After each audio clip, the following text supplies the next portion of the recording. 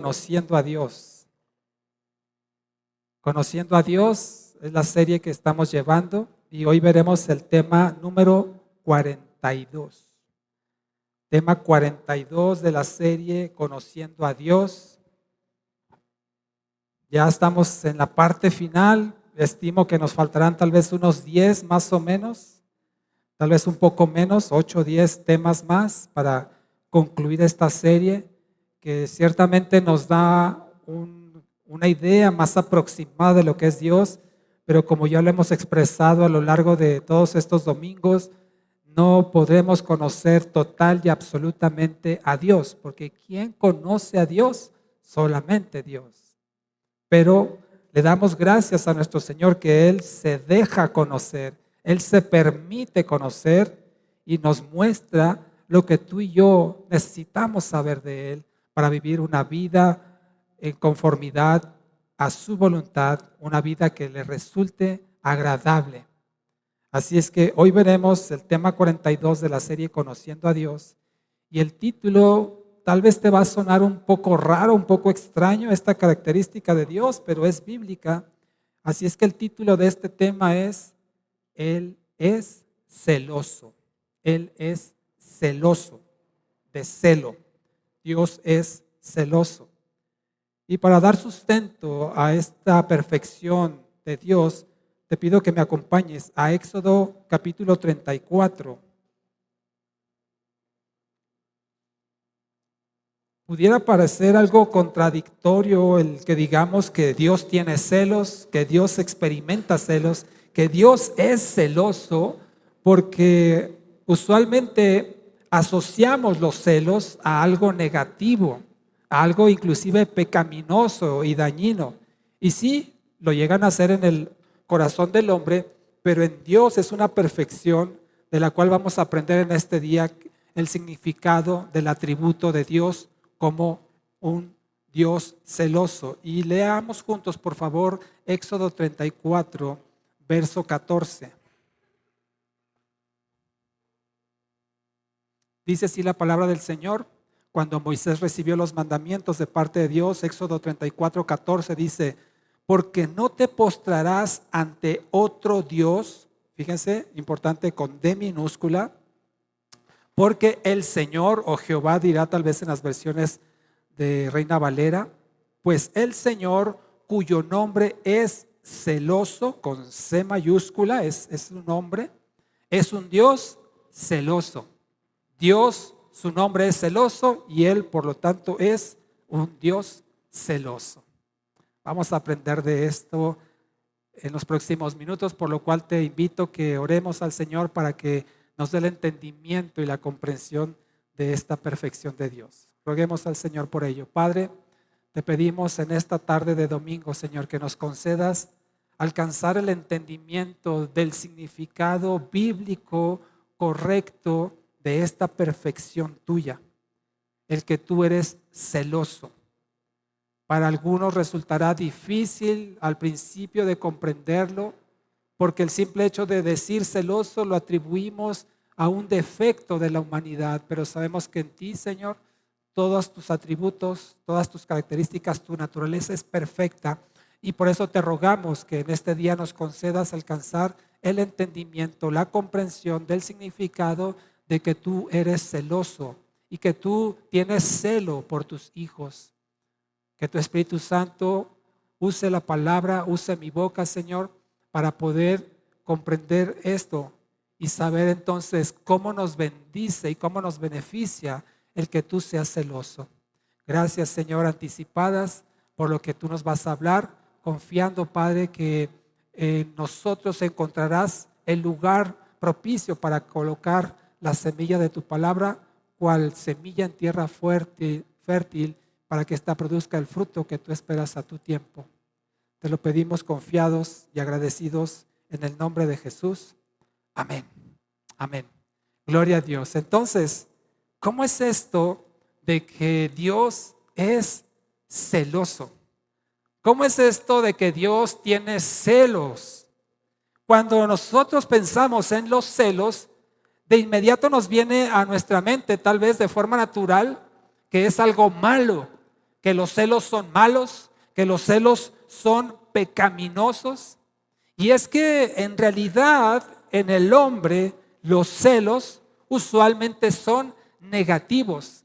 Tienen un significado y una aplicación negativa los celos humanos.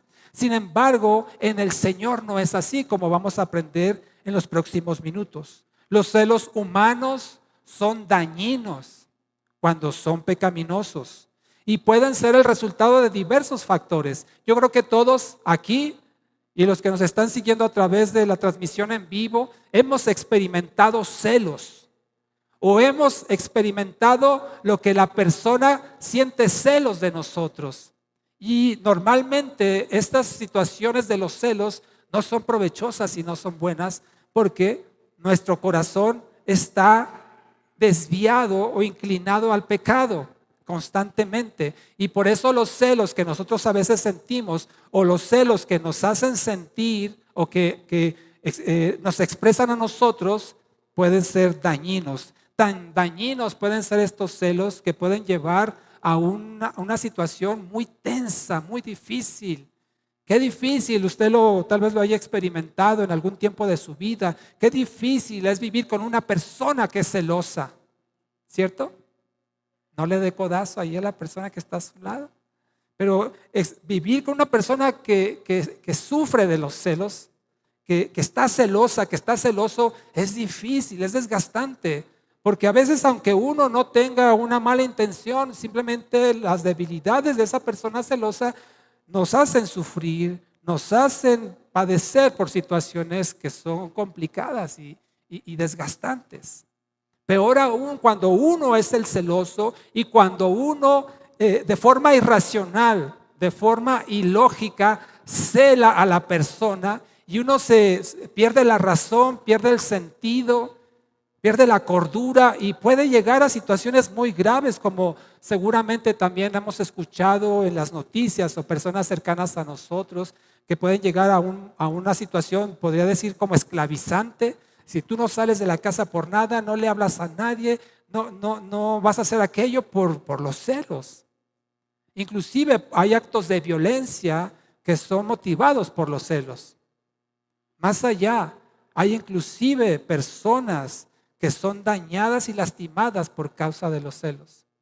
Peor aún, hay personas que han sido asesinadas por los celos.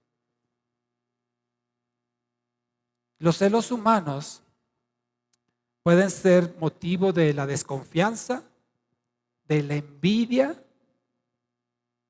pueden ser también causados por la inseguridad o las heridas del pasado. Alguien tal vez le lastimó en el pasado y ahora esa persona se volvió celosa por esas heridas que no ha sanado. Puede ser también motivo de una baja autoestima. La codicia también provoca celos. Pero, repito, y bíblicamente lo acabamos de leer en el versículo base, en Dios, quien es perfecto, aún sus celos son perfectos, son buenos, son santos y son justos. Porque los celos de Dios están en armonía con todas sus demás perfecciones, están equilibrados con su amor, con su justicia y con su perfección. Esto significa que los celos en Dios no son pecaminosos. Es más, le voy a decir, los celos de Dios son buenos y benéficos para nosotros. Nos conviene que Dios sea celoso y que sea celoso de nosotros. Y espero poderle transmitir este concepto en esta tarde. Los celos en realidad, mis amados hermanos, no siempre son negativos. Sí, usualmente en el hombre son negativos, motivado por lo que ya le dije y expresado de esta forma tan dañina, pero no siempre son malos los celos en el ser humano, como tampoco lo es la ira. Hay una forma de celos que es positiva. Hay una forma de celos que es benéfica y es benigna. Por ejemplo, cuando algo o alguien amenaza a la persona amada, es bueno sentir celos. Es como un radar que activa y ve el peligro cuando la persona que yo amo se siente amenazada o yo la percibo amenazada. Los celos despiertan mi capacidad de reaccionar y actuar apropiadamente ante esa amenaza. Puede ser que esté afectando a la persona que amo o que quiera afectar la relación que yo tengo con esa persona que amo. Y los celos disparan alertas para saber qué hacer en una situación así. Les voy a dar un ejemplo práctico. Cuando, por ejemplo, un esposo tiene un comportamiento, digamos, muy atrevido con las mujeres, ¿sabe a lo que me refiero? Una especie de coqueteo, la esposa se va a poner celosa y viceversa. Cuando la esposa es muy confianzuda, digámoslo así, con los hombres, el esposo va a sentir celos. Y no solamente cuando el esposo o la esposa tienen este comportamiento se sienten los celos, y son celos, digamos, con un principio bueno, que se puede derivar a una situación pecaminosa, sí, pero en un principio ese tipo de celos son buenos. Cuando alguien quiere dañar a la persona que ama o la relación con la persona que ama. También puede suceder, volviendo a este ejemplo, cuando una mujer coquetea con el esposo, la esposa se va a sentir celosa y viceversa. Cuando un hombre se insinúa a una esposa, el esposo se va a sentir celoso de esa situación. Es decir, no siempre es que nosotros lo causemos, sino que a veces la gente hace sobre nosotros o tiene ciertas actitudes que van a poner celoso o celosa a nuestro esposo o esposa. ¿Sí me di a entender, mis amados? Cuando hay ese tipo de coqueteo, ese cortejo, esa como insinuación, y las mujeres especialmente, los hombres somos un poco más lentos en esto, pero las mujeres tienen una sagacidad para percibir cuando una mujer se le está insinuando o pretendiendo tener un contacto físico o actitudes que no le corresponden con su esposo. La mujer, pero mira, que se da cuenta rápido. Y no me gusta cómo te saludó esa mujer. No me gusta cómo te abrazó esa mujer. Y a veces puede ser que también el esposo tenga esa actitud de demasiada confianza con el género opuesto. Esto puede derivar en una situación muy grave de infidelidad, de adulterio, fornicación, situaciones pecaminosas que van a dañar no solamente a la persona, sino la relación de las personas e inclusive la familia que pueda estar involucrado en esto. Esto es muy, muy grave y por eso los celos nos advierten de una situación así, cuando tal vez el esposo y la esposa ni se dan cuenta, el cónyuge sí lo percibe y dice, ten cuidado con esta persona, mira que te saluda así o no le saludes de esta manera, porque se puede malinterpretar y se puede desviar una situación pecaminosa. Esto también sucede, y creo que aquí los padres me van a entender también, con los hijos. Cuando nuestros hijos están creciendo, llegando a una edad adulta y de alguna manera percibimos que están buscando formar una familia y vemos por ahí que alguien pretende a mi hijo, a mi hija y no, ¿cómo diríamos? No me llena el ojo, como que no me cuadra. Hay algo en esa persona que no me termina de convencer, ¿no? Y los padres somos muy exigentes en esta área con nuestros hijos. Nuestra hija se merece el mejor hombre del planeta y nuestro hijo se merece la mejor mujer existente, ¿no?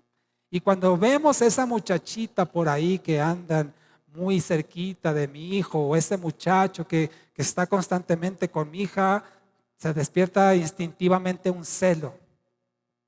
A veces infundado, a veces porque pensamos que nadie merece a nuestros hijos.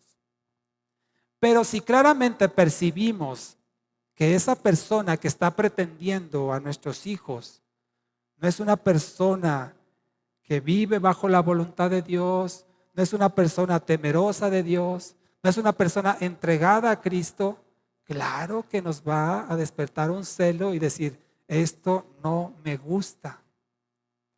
Así es que jóvenes que se encuentran en una situación así, sean sensibles a la voz y el discernimiento de sus padres en este tipo de advertencias. No significa tal vez que debas terminar con esa persona, pero sí reevaluar si es una relación que te conviene o no.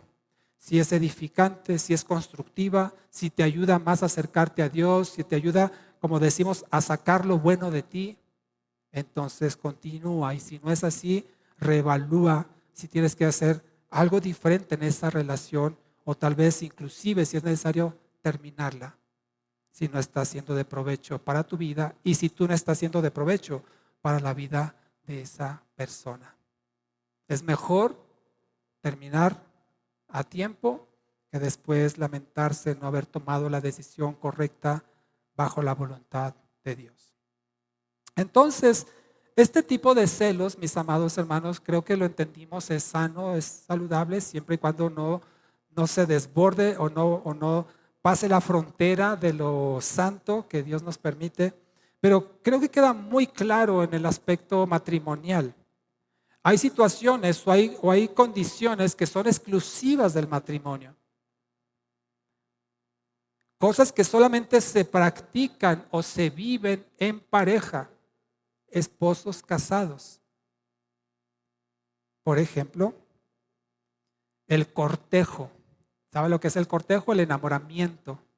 Eso solamente está reservado dentro del matrimonio. Entendiendo también que quien no está casado y tiene una pareja y están comprometidos bueno, puede ser parte de este cortejo, este enamoramiento, como decía hace unos minutos, una especie de coqueteo exclusivo entre los esposos o la pareja que se va a casar. Otra situación también exclusiva en este tipo de relación es la intimidad. Me refiero a la intimidad física. Eso está reservado solo para el matrimonio.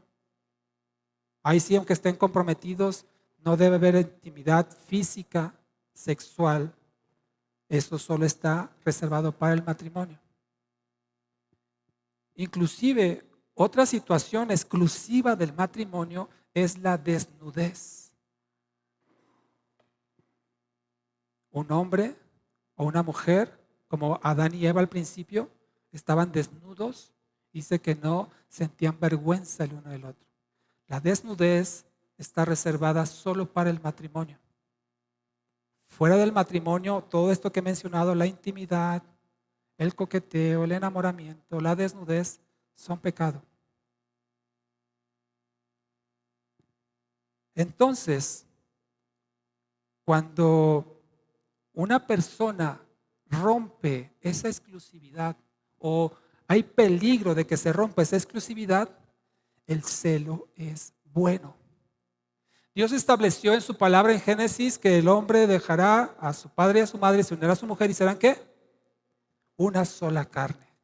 Por eso digo que hay situaciones exclusivas del matrimonio y cuando esa situación, esa relación está en peligro, se ve amenazada, el celo es bueno, es un tipo de advertencia, es como una defensa de que algo pueda dañar esa exclusividad que se debe el esposo con la esposa y viceversa. Cuando no ocurre este tipo de celo, es decir, que me vale que haga lo que quiera, diríamos, no me importa. Entonces nos debemos de preguntar si realmente en esa pareja que tiene esa actitud de indiferencia si realmente hay amor exclusivo. Porque nadie más que el esposo y la esposa están permitidos a practicar estas cosas. Y cuando algo quiera romperlo, el celo nos despierta como una advertencia. ¿Sí queda claro, mis amados? Entonces, cuando el celo es bueno, es provechoso, es benéfico, cuando es santo, cuando no se desborda en pecado. Esto sirve entonces, gracias, esto sirve como ejemplo para que entendamos la relación de Dios con sus hijos o con su iglesia. En diferentes pasajes en la Biblia encontramos que Dios es esposo. Dice la palabra del Señor, especialmente en el Antiguo Testamento, que Dios era el esposo de Israel. Le voy a dar una cita por si quiere apuntarla, no la vamos a leer. Isaías 54:5 habla de esto, de Dios como esposo de Israel. Isaías 54:5. En el Nuevo Testamento también nos habla de Cristo como esposo de la iglesia. La misma relación. Dios con Israel en la antigüedad, hoy en día Cristo con su iglesia como esposo y esposa. En Apocalipsis 19:7 encontramos una referencia de Cristo como esposo de la iglesia. Entonces, si en los matrimonios humanos, si en los matrimonios terrenales hay cabida benéfica para los celos, podemos pensar entonces que en la relación de Dios con sus hijos o Dios con su iglesia, también hay espacio para los celos. Por supuesto que me refiero a los celos de parte de Dios hacia nosotros, no de nosotros hacia Él. Nosotros no podemos tener celos de Dios como esposo porque Dios es perfecto, es santo, es justo, es bueno, es amoroso. Él no es infiel, los infieles somos nosotros, como dice 2 de Timoteo, capítulo 2, verso 13. Es decir, que Dios sí puede sentir celos hacia nosotros, pero de nosotros hacia Él no hay por qué, porque Dios es fiel. 2 de Timoteo 2:13. Esta figura de Dios como esposo de la iglesia es nada más un símbolo para que tú y yo entendamos mejor entonces el concepto de la relación que Dios quiere tener con su iglesia, como un esposo con su esposa. Solamente es una figura, un simbolismo para que comprendamos entonces lo que Dios espera de nosotros. Si Él es fiel, si Él es amoroso, si Él es bueno, si Él es benévolo, etcétera, etcétera. Espera que nosotros hacia Él también seamos fieles, también seamos amorosos, también lo honremos, también tengamos devoción hacia Él, respeto. ¿Me explico? Dios así es y espera que su esposa, es decir, la iglesia, sea lo mismo con Él. La realidad, tú y yo sabemos que no siempre es así y la iglesia o los hijos de Dios muchas veces somos infieles. Dios exige fidelidad porque Él es fiel y nosotros somos los que fallamos. Y cuando esa fidelidad de nosotros hacia Dios se ve amenazada o falla, Dios siente celos. Te quiero dar 3 ejemplos de cómo tú y yo solemos ser infieles a Dios. 2 de Timoteo 3, segunda carta de Timoteo, cómo nosotros, como su iglesia, podemos ser infieles a Dios. 2 de Timoteo capítulo 3, vamos a leer versículos 2 al 4. Mira lo que dice de los hombres. Habrá hombres amantes de sí mismos y del dinero.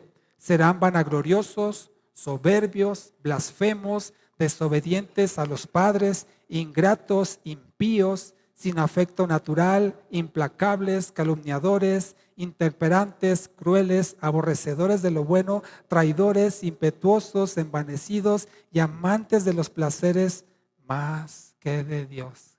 Qué fichita de hombre. ¿Quién quiere una persona así? ¿Sabes que tú y yo podemos ser así? ¿Sabes que tú y yo podemos cometer algunas de estas fallas en la fidelidad hacia Dios? Entonces, una forma en la cual tú y yo podemos serle infiel a Dios, resumiendo esto que acabamos de leer, es el egoísmo por la idolatría. O la idolatría que se manifiesta en el egoísmo. ¿Qué es esto? Significa que idolatría es cuando tú y yo seguimos a alguien, obedecemos, veneramos, procuramos a alguien más que a Dios. Si hay algo en tu vida o en mi vida que ocupa un lugar más importante que Dios, eso es un ídolo. Cuando hablamos de ídolos, tal vez pensamos en esas imágenes, esas estampas, estatuas, figuras, y no necesariamente es así. Por eso el Señor dice, no te harás imagen de nada. Pero a veces las imágenes no son físicas o materiales, a veces las imágenes son mentales. Por eso se llama imagen, porque es de la imaginación. Y un ídolo es algo que ocupa en tu vida o en mi vida el lugar que le corresponde a Dios, que es más importante que Dios, que es algo a quien cuidas más que a Dios, es alguien a quien respetas más, a quien sigue más, obedeces más. ¿Y sabes quién es ese usualmente o el que mayor destaca entre todas esas posibilidades de tener a alguien más importante que a Dios en nuestra vida? ¿Sabes quién es? Tú y yo. Es decir, el yo, el egoísmo, egocentrismo, ser ególatra, es decir, yo primero, antes que Dios. Y esa es idolatría y eso es infidelidad hacia Dios. Y ahí fallamos constantemente. Ay, no, hoy no tengo ganas. Hoy no tengo ganas de leer la Biblia. Ay, hoy no voy a la iglesia. Ay, yo hoy no voy a hablarle a nadie de Cristo. Voy a ver esta película, aunque sea una película, no sé, tal vez pornográfica, pues me causa placer, me causa, me alegra, me motiva. Yo. Y dejamos a Dios a un lado. Al rato te busco, Dios. Ahorita soy yo. Primera forma de infidelidad entonces hacia Dios y tal vez la más común, la idolatría.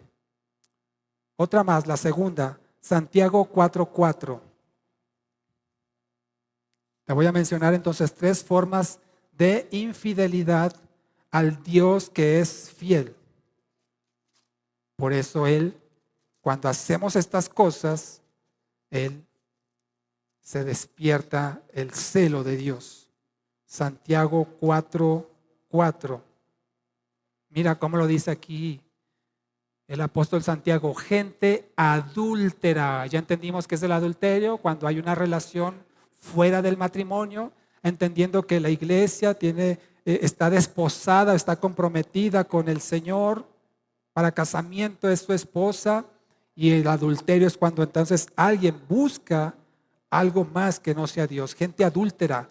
No saben que la amistad con el mundo es enemistad con Dios. Por tanto, cualquiera que quiere ser amigo del mundo se constituye enemigo de Dios. Amistad con el mundo. No significa esto que seamos como decíamos, el club de Toby, aquí no solo entran mis cuates, no significa eso. Las puertas de la iglesia están ampliamente abiertas para quien quiera visitarnos, estar con nosotros, sea creyente, no sea creyente. Y nosotros, igual fuera de esta iglesia, tenemos que relacionarnos con gente aún no creyente y tener amigos aún no creyentes. Yo te quiero preguntar algo con toda sinceridad. Yo también me pregunto a mí mismo. ¿Cuántos de aquí tenemos buenos amigos que no son creyentes en Cristo? ¿Puedes levantar tu mano? Un buen amigo. No cree en Cristo, pero es un buen amigo. Lo considero, gracias. Lo considero un buen amigo, es un buen cuate, nos tratamos bien, nos ayudamos el uno al otro, nos respetamos, no profesa mi fe, pero es un buen amigo, es una buena persona en ese sentido. Y entonces no significa tener amistad con el mundo, que se hace enemigo de Dios, el no tener amigos que no son creyentes, sino significa el no aplicar los métodos y estrategias de este mundo para conseguir el éxito, para conseguir la realización y el triunfo en nuestra vida. Eso es lo que significa hacerse amigo del mundo, buscar las cosas del mundo, amar el mundo, las cosas terrenales, las cosas materiales más que cualquier otra cosa. Nuestra prioridad, nuestra mayor motivación, nuestra única, podría decirlo casi, la razón de nuestra vida y nuestra existencia debe ser Dios. Pero esto no significa que yo me voy a aislar como un ermitaño de todos los demás y voy a vivir mi vida enclaustrado, solamente dedicado a Dios. No, tengo que salir y vivir y dar testimonio de que Cristo vive, que Cristo es real y transforma vidas como lo ha hecho conmigo, como lo ha hecho contigo seguramente. No significa que dejemos las amistades que no son creyentes. Al contrario, tengamos amistades. Cristo convivía con pecadores y publicanos, prostitutas. Iba a fiestas con ellos, a una boda, por ejemplo. Tú y yo no tenemos que cerrarnos a eso, pero no tenemos que aplicar los métodos y las estrategias humanas para conseguir el favor de Dios, para conseguir la gracia de Dios, sino tenemos que seguir a nuestro Señor en obediencia. Tercero de los motivos que nos hacen infieles a Dios en Mateo capítulo 6. Mateo 6, verso 24.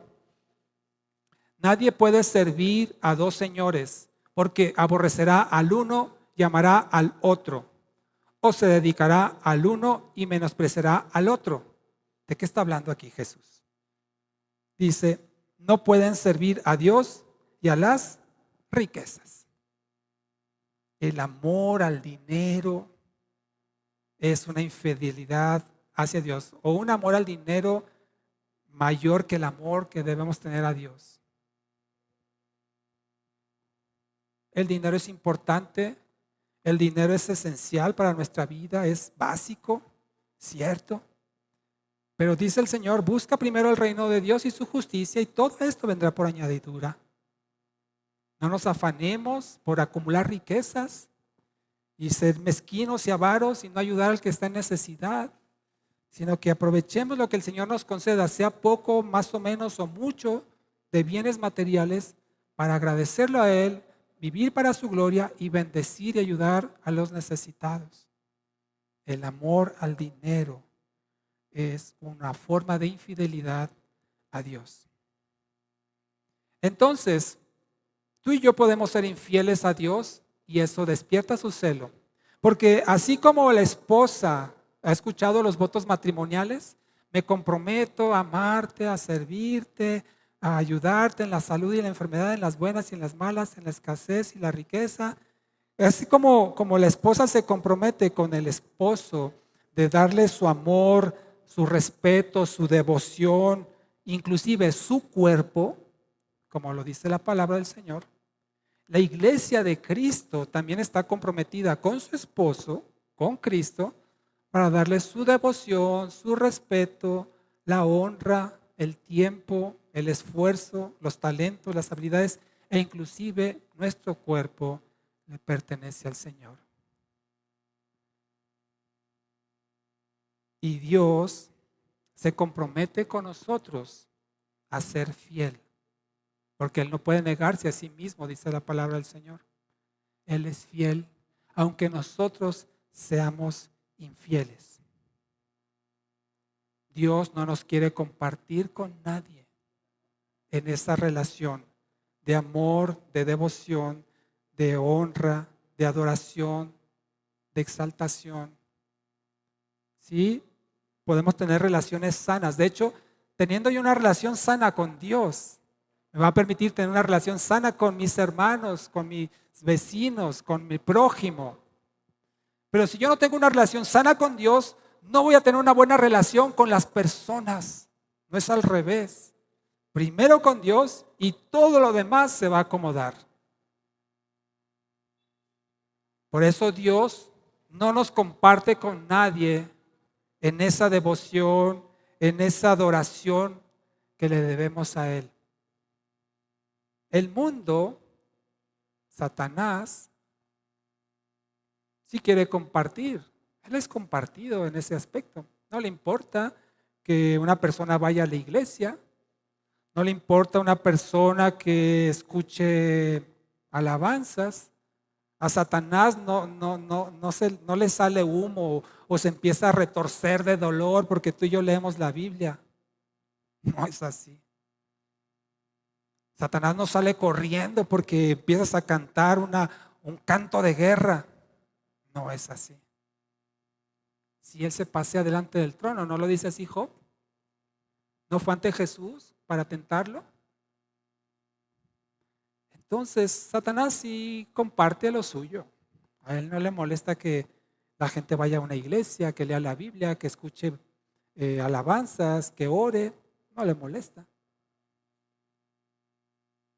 Pero a Dios sí le molesta cuando tú y yo hacemos cosas contrarias a su palabra. A Dios sí le molesta cuando tú y yo pecamos.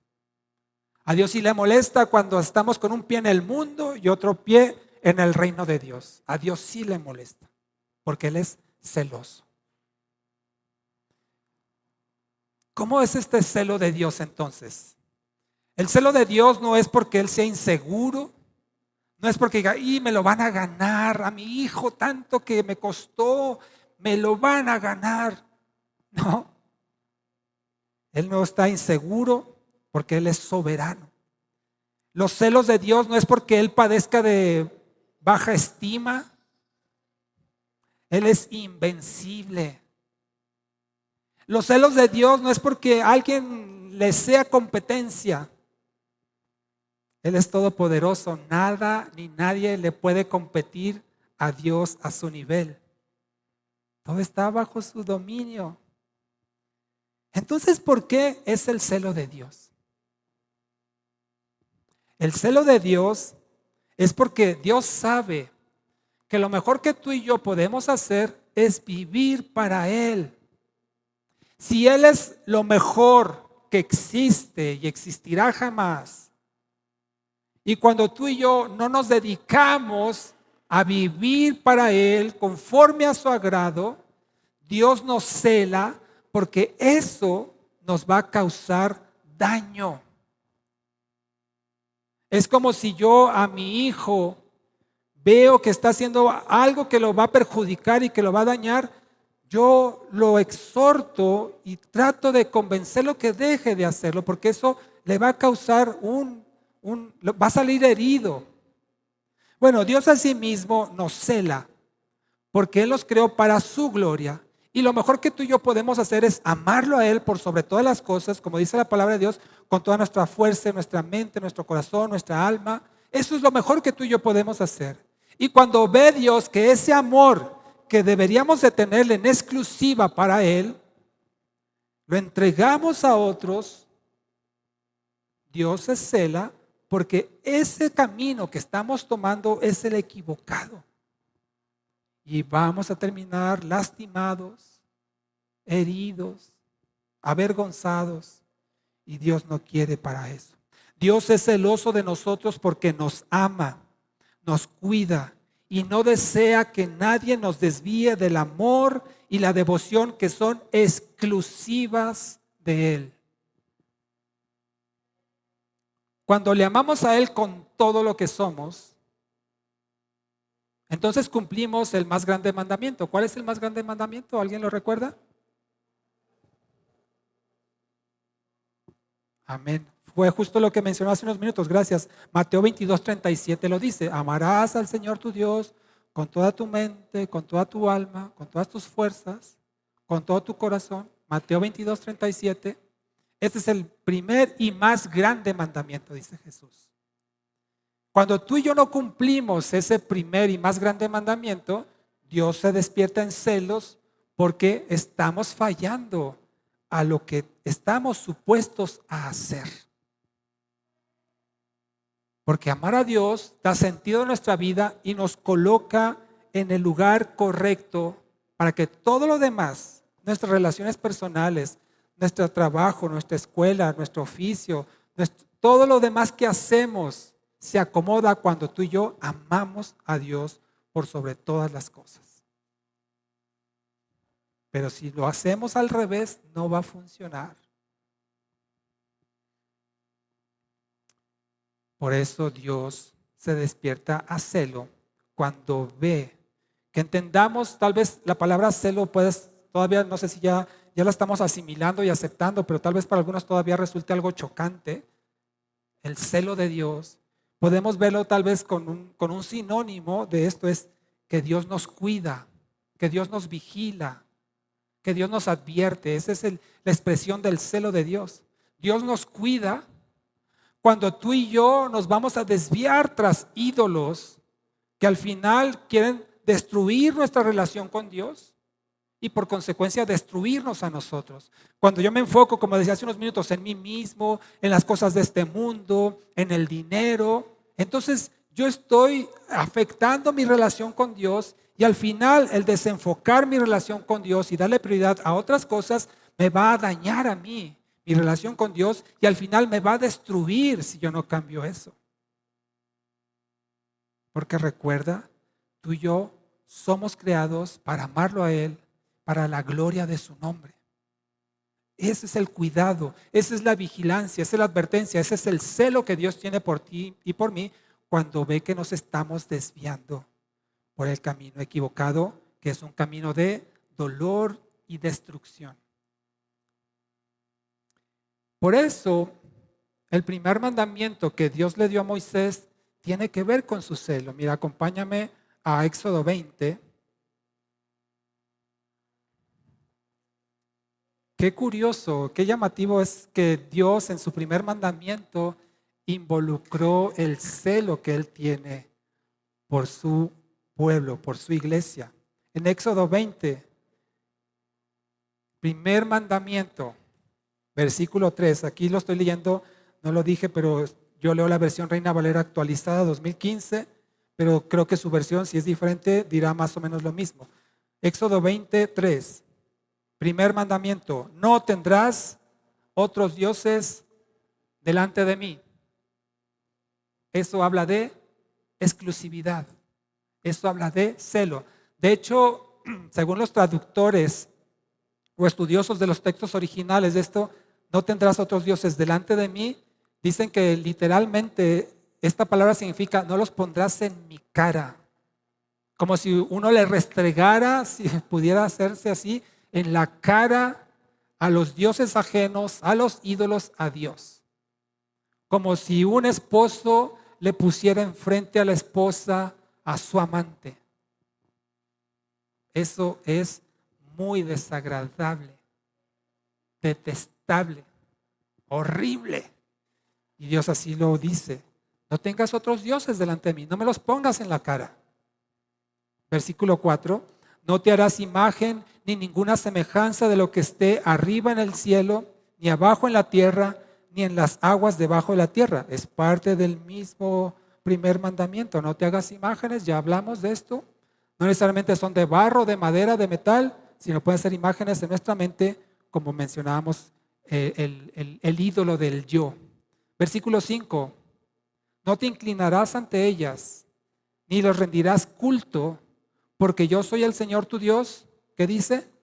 Un Dios celoso, que castigo la maldad de los padres sobre los hijos, sobre la tercera y cuarta generación de los que me aborrecen. Soy un Dios celoso. Por eso no tendrás otros dioses, no te hagas imagen, no te inclines ante ellos, no los adores, porque soy un Dios celoso. Primer mandamiento tiene que ver con el celo de Dios. Porque Dios sabe el corazón del hombre, sabe la condición del hombre idólatra, inclinado hacia otras cosas antes que a Dios. Y qué ironía, si me permiten la palabra, qué ironía que, bueno, antes de ello, fíjate, ese es el primer mandamiento. ¿Cuál es el último mandamiento? El primer mandamiento tiene que ver con el celo de Dios. ¿Cuál es el último mandamiento? Versículo 17 de Éxodo 20. no codiciarás a la casa de tu prójimo. No codiciarás la mujer de tu prójimo, ni su esclavo, ni su esclava, ni su buey, ni su asno, ni cosa alguna que sea de tu prójimo. Codicia. La codicia tiene que ver también con el celo. En este caso, el celo humano. Inicia con el celo de Dios, primer mandamiento, termina con el celo humano, que puede ser pecaminoso cuando se codicia lo que no es nuestro. Así terminan los 10 mandamientos. ¿No te llama la atención eso? Sin embargo, en el hombre, mientras que en Dios es santo su celo, en el hombre puede ser benéfico, como ya lo expliqué, pero también puede ser pecaminoso. Y muy frecuentemente es más pecaminoso que benéfico. Y te decía, qué ironía, que mientras el Señor estaba dictando estos mandamientos, ¿qué creen que estaba haciendo el pueblo? ¿Alguien lo recuerda? ¿Qué estaban haciendo? Porque subió Moisés al monte, recordarás, subió al monte, recibió las tablas y cuando bajó del monte, ¿qué vio? ¿Sí? Perdidos en la idolatría. No te digo, mira, Éxodo 32.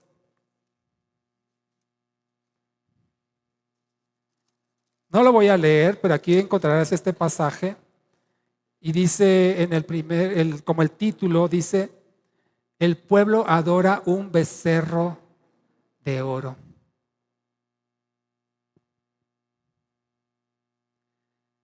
Y justo fue cuando Moisés iba bajando del monte que vio que el pueblo de Israel estaba adorando a un ídolo. Al grado, dice la palabra del Señor, que también se despertó, podemos decirlo en cierta forma, el celo de Moisés, que rompió las tablas que Dios había escrito, dice la palabra del Señor, con su propio dedo, con su propia mano, había escrito esta ley que inicia con el celo de Dios, termina con el celo del hombre. Lo había escrito y el hombre en ese mismo momento, perdido en la idolatría, en el pecado, se despertó el celo de Moisés, dice que rompió. Versículo 19 de Éxodo 32. Aconteció que cuando llegó al campamento y vio el becerro y las danzas, mira, hasta le danzaban un becerro, Dios mío, la ira de Moisés se encendió, el enojo, el furor, el celo de Dios, de Moisés, perdón, se encendió y arrojó las tablas de sus manos y las rompió al pie del monte. O sea, ¿de qué sirve? ¿De qué sirve? Hermano, tú y yo a veces hacemos lo mismo. Tenemos aquí la palabra escrita, los mandamientos de Dios y hacemos lo contrario y sabemos que estamos mal y hacemos lo opuesto. Si Moisés estuviera ahí delante de nosotros, agarraría tal vez nuestra Biblia y la rompería, no sé. Pero qué ironía.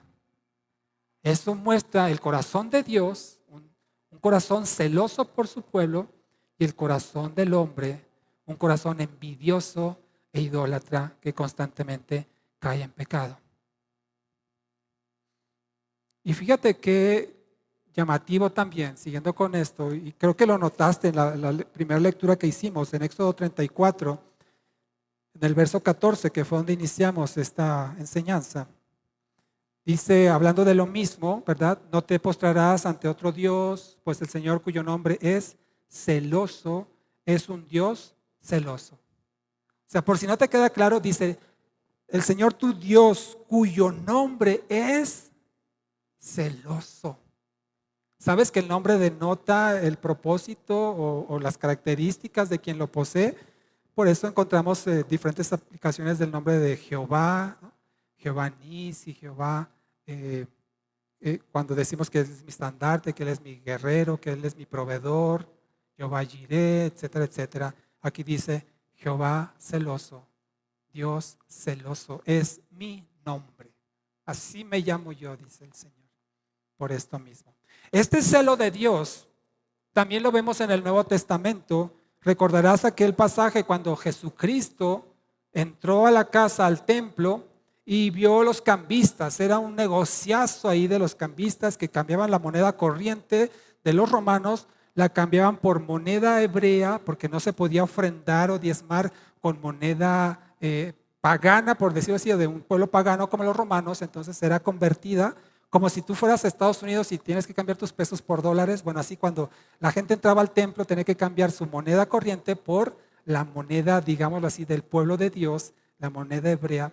Pero hacían un negociazo, el tipo de cambio lo fijaban como ellos querían.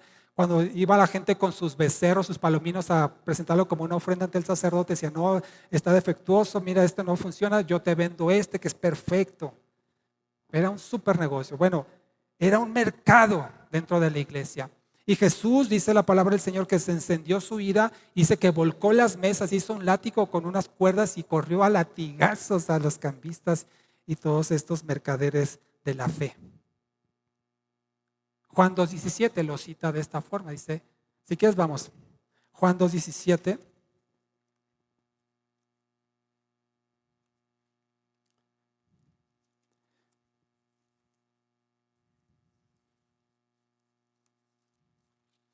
Juan 2:17 dice, entonces, dice desde el 16, a los que vendían palomas les dijo, quiten de aquí estas cosas y no hagan más de la casa de mi padre casa de mercado. Entonces se acordaron sus discípulos de que estaba escrito, el celo por tu casa me consumirá. Este es un salmo, el que se está citando aquí, Salmo 69, verso 9, es un salmo mesiánico, donde Jesucristo a través del salmista expresa esto, el celo por la casa de mi Padre me consumirá. El celo.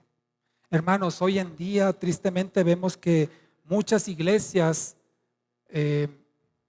son un mercado, o hay muchos mercaderes de la fe y que venden favores. Y si tú traes aquí tu ofrenda y depositas tanto, vamos a hacer una oración para que Dios responda y te sane de la enfermedad y supla tu necesidad. Y mercadean con la fe. Y seguramente tú y yo hemos escuchado de muchos casos así, tristemente, y la gente cegada se la cree toda. Y piensa que por lo que hace o lo que trae, se va a ganar el favor de Dios, se va a ganar la salvación, las indulgencias, todo ese tipo de situaciones que escuchamos por ahí, es un negociazo. Pero damos gracias al Señor que nos ha abierto el entendimiento y aquí no lucramos con la fe. No hacemos negocio con la fe. Todo, lo hemos dicho y lo vuelvo a decir, tal vez sea el momento adecuado, todo lo que se deposita en el Alfolí son para los gastos de la iglesia, para proveer también cuando hacemos eventos. Estamos pagando las sillas, por eso tenemos en suspensión lo de las despensas, estamos pagando estas sillas. Usualmente no se les pide un peso, mis amados hermanos, hermanos, vamos a ofrendar para no sé qué. Claro que si alguien lo quiere hacer, bienvenido lo puede hacer, pero no es una condición, no es una obligación, es totalmente voluntario. Y damos gracias al Señor y también a quien administra estos recursos con sabiduría que nos ha alcanzado hasta ahorita para todo, para comprar gran parte del equipo, otro ha sido ofrendado, las sillas, los bautizos que próximamente se van a realizar, ¿sabe? También se trata de cubrir la mayor parte del costo. Así es. Y espero, hermanos, que sigamos en esta convicción. Y si usted conoce de alguien o está tentado a ir de esos lugares donde mercadean con la fe, mercadean con las emociones, son emocionalistas, espectaculares, es un show atractivo a los sentidos. Es eso, es un mercado. Y si usted está tentado a ir a un lugar así, desista de hacerlo y vaya mejor a un lugar donde se proclame la sana doctrina. Porque este mismo celo que sintió Dios por su pueblo en Israel, este mismo celo que sintió Cristo cuando entró al templo, que siente por su iglesia, es un celo que de alguna forma también Dios transmite a sus ministros. Todo ministro de Dios debe tener un celo por la iglesia que Dios le ha llamado a pastorear. Y tenemos el ejemplo en la vida de Pablo. Pablo también tuvo un celo por la iglesia. Acompáñame a segunda carta a los Corintios, capítulo 11. Segunda carta a los Corintios, capítulo 11, versículo 2. Dice Pablo así a los Corintios: porque les celo con celo de Dios, pues los he desposado, es decir, los he comprometido como iglesia con un solo marido, para presentarlos como una virgen pura a Cristo. Todo ministro de Dios sentimos un celo de parte de Dios por los congregantes. Yo tengo celo por sus vidas, y no en el celo pecaminoso como una envidia, pero sí en el celo en el sentido santo como un cuidado. Me preocupan cuando no vienen a la iglesia, cuando no sé de ustedes. A veces puede pasar una semana, entiendo que todos tenemos cosas que hacer y a veces los domingos no se puede. Un segundo domingo y ya me llama, ya me despierta el celo de Dios, la advertencia: algo está pasando, escríbele, contáctalo, ¿qué está pasando? Mis amados hermanos, nuestra relación de ustedes como congregantes y yo como pastor no es una relación que digamos exclusiva de todas las demás. Claro que tenemos relaciones con muchas más personas y tal vez ustedes mismos digan: ya no me siento a gusto aquí, o me queda más cerca este lugar de mi casa, o allá va mi familia, quiero estar. Es entendible. Yo lo único que les pido es que si van a hacer algo así, cambiar de iglesia, que sea una iglesia de sana doctrina. Yo feliz de orar por ustedes si es el caso, como también feliz de darle la bienvenida a quien venga, porque lo que deseo es que sus vidas sean edificadas, y entiendo que a veces no es el lugar aquí, que Dios les está mostrando algo diferente, pero tengan cuidado que sea un lugar de sana doctrina, porque si no es así, ahí sí mi celo se despierta, ahí sí me entristece, me molesta la gente que se ha retirado, que no se congrega, peor aún, o que se congrega en un lugar como los que decía hace un momento, mercaderes de la fe, con espectáculos casi pirotécnicos dentro de la iglesia, un show, un una, emocionalismo. Es muy atrayente, pero no es saludable. Yo tengo celo por ustedes, mis amados, en el buen sentido. Me preocupo por ustedes, me intereso por ustedes, quiero que estén bien. Si es aquí junto a nosotros, qué mejor. Y si no es aquí junto a nosotros, que Dios les ponga en un lugar donde crean que van a ser más edificados todavía. Pero ese celo es algo que Dios despierta, como lo dice aquí Pablo. Yo los he desposado, quiero presentarlos ante el Señor como una virgen pura. Y ese es el deseo de mi corazón y es la misión principal que tengo en este lugar mientras el Señor no disponga otra cosa. Entonces les pregunto, ¿me dejan que los cele en forma santa? Gracias. Esto va a significar a veces también de repente un jaloncito de orejas: hermano, ¿qué estás haciendo? No te desvíes. Restablece tus prioridades, que Dios sea lo más importante de tu vida, pero es en el amor de Cristo que lo hago, porque me interesa que ustedes y yo crezcamos en el Señor, siendo más semejantes a Cristo cada día. Cuando percibo que algo los está seduciendo, que algo los está trayendo, que algo les está coqueteando, entonces mi celo se va a despertar y voy a tratar de exhortarlos en amor a reconsiderar esas situaciones. Termino con lo siguiente. Es una bendición, y espero estén de acuerdo conmigo después de lo expuesto en esta hora. Es una bendición que nuestro Dios sea celoso. A veces se siente bonito cuando uno es celado por la persona que ama, en el sentido sano y santo. Y cuando Dios me cela, me hace sentir que me ama y que está interesado por mi vida y se ocupa de que yo no sea seducido por los ídolos para desviarme del propósito que Dios tiene para mi vida.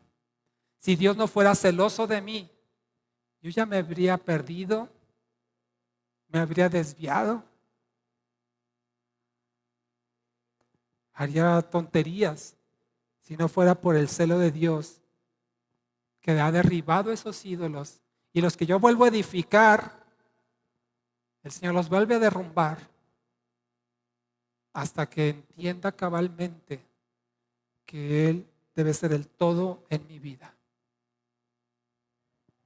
Así es que agradezcamos al Señor por su celo, entendiendo que es el cuidado y la atención que necesitamos de Dios para perseverar en fidelidad y amor a Él. Dios te ama. Dios te ama. Yo también te amo. Y Dios te cela, porque no quiere que te desvíes. Ponte de pie y vamos a orar, dándole gracias al Señor, a nuestro Dios celoso, porque es celoso. Padre, te damos muchas gracias, Señor. Gracias por ese celo que tienes por nosotros. Gracias porque de no ser por ello, ciertamente muchos de nosotros por seguro ya nos habríamos perdido. Estaríamos siguiendo a los ídolos que al final destruirían nuestra vida. Pero gracias a ti, Señor, que por ese amor que nos tienes, que expresas ese celo por lo que es tuyo, que nosotros somos tuyos, es que estamos aquí todavía. Agradecidos contigo, Señor, por todas tus bondades y tus misericordias. Síguenos celando, Padre, por favor, y no permitas que nos desviemos tras los ídolos que nos quieren apartar de ti y destruir. En el nombre de Jesús. Amén.